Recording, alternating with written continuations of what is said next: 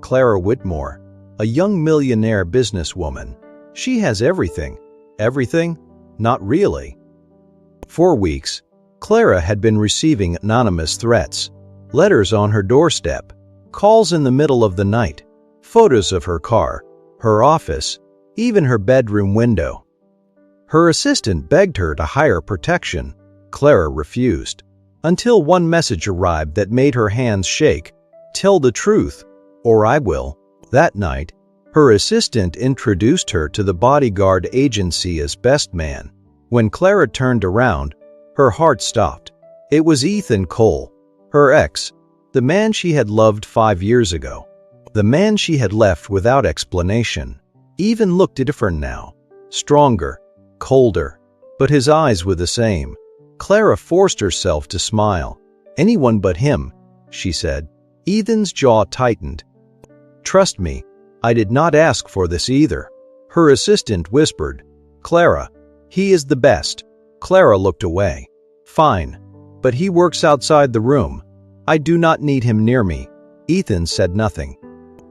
But when she turned, he noticed her fingers trembling, and even after all those years, it still hurt him to see her scared. Clara has to attend an important charity auction that she could not avoid. That day, the rain was falling hard outside the Grand Elora Hotel. Inside, cameras flashed as Clara Whitmore, a young millionaire businesswoman, walked into a charity gala in a silver dress and a cold expression.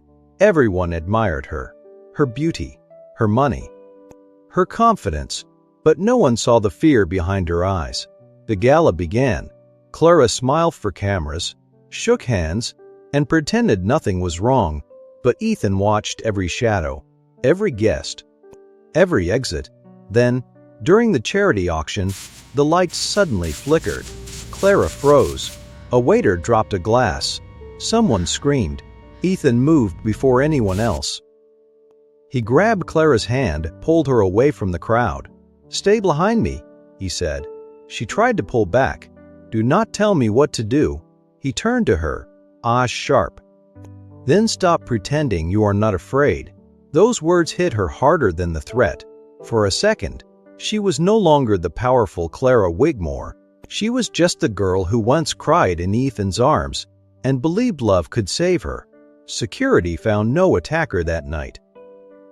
But inside Clara's private suite, Ethan found another letter. It was placed on her pillow. Clara went pale. Ethan read the words slowly. "Your daughter deserves to know who her father is." The room went silent. Ethan looked at Clara. His voice dropped. "What does this mean?" Clara's eyes filled with tears. "Nothing." "Clara." She turned away, but her voice broke. "I said it means nothing." Ethan stepped closer. "For 5 years, I wondered why you disappeared, why you blocked my number, why you sent back the ring." Clara covered her mouth. Ethan whispered, "Was there someone else?" She shook her head as tears fell. "No." "Then what happened?"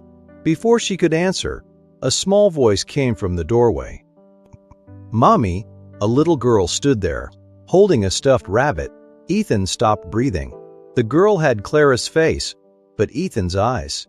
Clara rushed to her daughter and knelt down. "Lily, sweetheart, go back to bed." But Ethan could not move. His voice was barely a whisper. "How old is she?" Clara closed her eyes. 4. Ethan's face changed. Pain, shock, realization. "You were pregnant."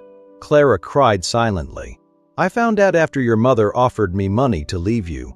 Ethan shook his head. "My mother? She said I would ruin your future. She said if I loved you, I would disappear before your career was destroyed." Ethan's eyes filled with tears. "And you believed her?" Clara looked at him. "I was 23, alone, scared. Your family hated me. I thought I was protecting you." Ethan stepped back like the words had wounded him. "You took my daughter from me," Clara sobbed. "I know." Lily looked between them, confused. "Mommy, why are you crying?" Clara hugged her tightly. Ethan turned away, fighting tears. For 5 years, he thought Clara had stopped loving him. But she had been raising his child alone. The next morning, Ethan discovered who was sending the threats.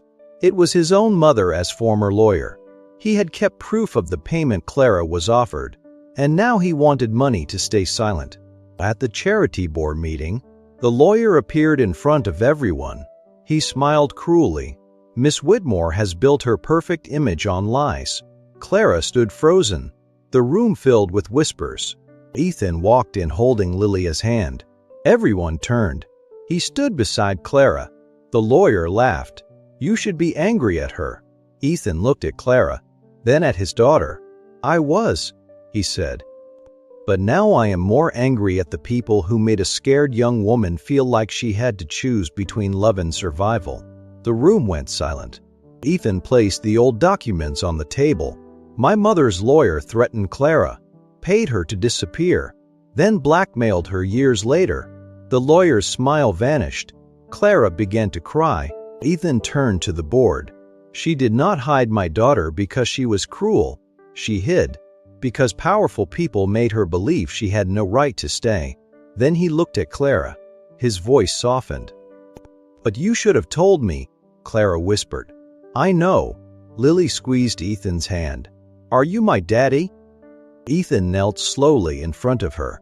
Tears ran down his face. "Yes," he whispered, "if you will let me be."